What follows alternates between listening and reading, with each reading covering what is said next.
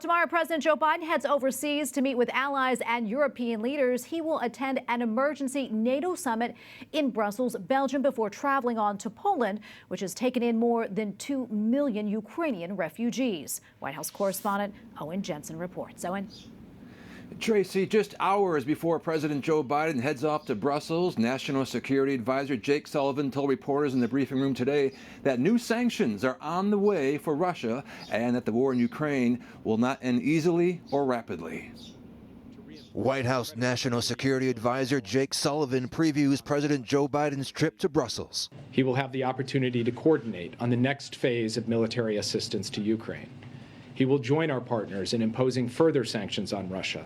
The president's arrival tomorrow comes in the midst of Europe's worst refugee crisis since World War II. More than 3.5 million people have fled Ukraine since Russian soldiers marched in. Just last night, President Biden told business executives Russian President Vladimir Putin's back is against the wall and warned, and the more his back is against the wall, the greater the severity of the tactics he may employ. In the capital of Kyiv today, black smoke, explosions, and bursts of gunfire. Ukraine says it retook a strategically important suburb.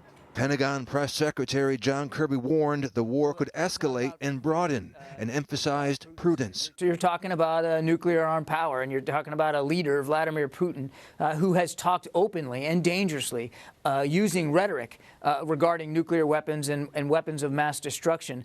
There's nothing, you can't take that lightly. Meanwhile, the White House is continuing to defend President Biden's Supreme Court pick. Chief of Staff Ronald Klain wrote, watching Judge Jackson testify, it is clear why the president nominated her for the Supreme Court, and indeed why she was his very first appointment to any federal judicial post. But pro-life group Susan B. Anthony List earlier warned, we have no doubt she'll work with the most pro-abortion administration in history to enshrine abortion on demand nationwide in the law. And just moments before the White House press briefing today, White House Press Secretary Jen Psaki tested positive for COVID-19. That's the second time she's tested positive for the illness. As a result, she will not be traveling with President Biden to Europe, and she will be working from home, she says. At the White House, Owen Jensen, EWTN News Nightly.